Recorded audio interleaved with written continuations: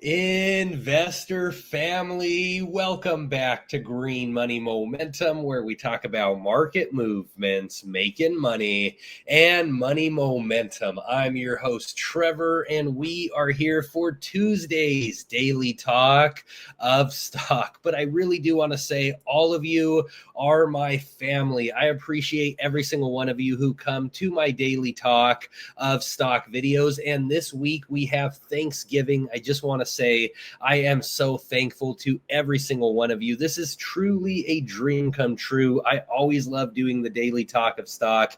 Really is a passion of mine, and it feels a lot better when we have markets that are green, right? Recently, we have had a lot of red light therapy sessions. The markets have been bleeding, but on this channel, we have remained bullish. And what I have been saying is to buy the dip. So I have been dip buying, and seeing this recovery has been amazing because a lot of strength when you do buy into the dip. But we have been buying into the dip because of the tremendous macros that we are seeing, which I will get to here in a second. Some more big news around the Federal Reserve today. But as we can see by the heat map on screen, we had a lot of green. We had 73% in the winning category. So a very strong bullish day in the markets. And talking about buying the dip, the morning did start out a little bit rough. So we did see some bleeding, but the markets did recover throughout the day. So we saw both of the major indexes recover into the green despite starting out in the red. And we saw a lot of stocks do the exact same thing. And it was important today to have a nice green day because currently we have been in this slight downtrend in both of the major indexes.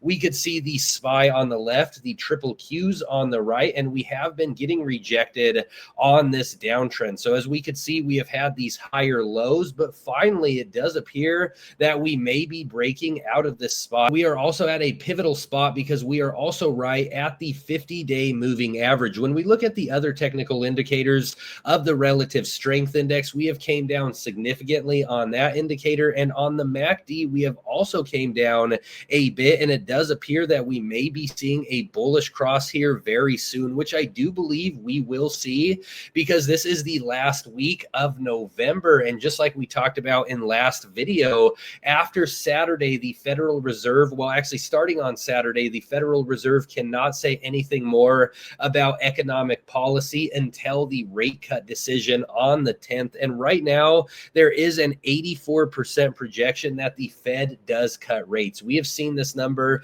start to lift through the weeks, and sentiment overall is getting a bit better. So we have been talking a lot about the Federal Reserve on this channel most recently because the Fed, in my opinion, already showed their hands when it comes to quantitative easing and have already shown that we are going to go into a much larger cycle of QE, as we saw rate cuts in September, in October also. And then at the last big FOMC meeting, Jerome Powell did say that the Fed is ending the reduction of asset purchases on December 1st. And to me, this just says that we are going into full-blown QE because recently the economy has started to show some cracks with high borrowing costs and this higher interest rate, while a lot of consumers are being tapped. And so the Fed doesn't want to cause the next recession, and I do believe that they are going to do the right thing. But even if they don't, let's say that Jerome Powell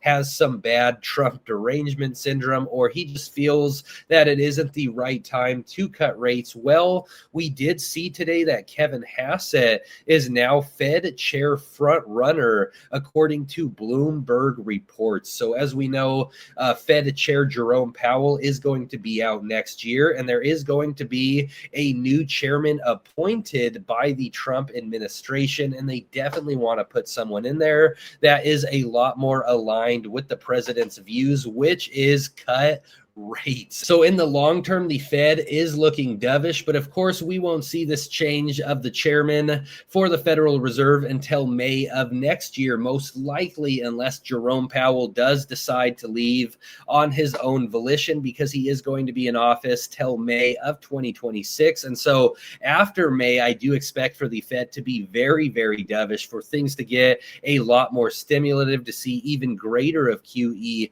Leading up to that point, though, I still believe that the Fed is going to be dovish. There has been a lot of underlying cracks that have shown in the economy, and the Fed does not want to cause a full out recession. So I do believe they will cut. We are also seeing some confidence come back into the markets as those rate cut projections start to increase. So we are jumping on the fear and greed index. Recently, we were all the way at a reading of 6. Now we are at 16. We are also seeing the volatility index drop also. And so overall, I am very bullish on the markets right now. I love what we are seeing, and I believe that the Federal Reserve is going to step in, and before you know it, everyone is going to be saying, don't fight the Fed. So now normally I do like to talk about individual stocks after we get past the macros, but I am a bit busy, so I'm going to have to head out here early. But just know I am very bullish on a lot of different plays, and a lot of plays right now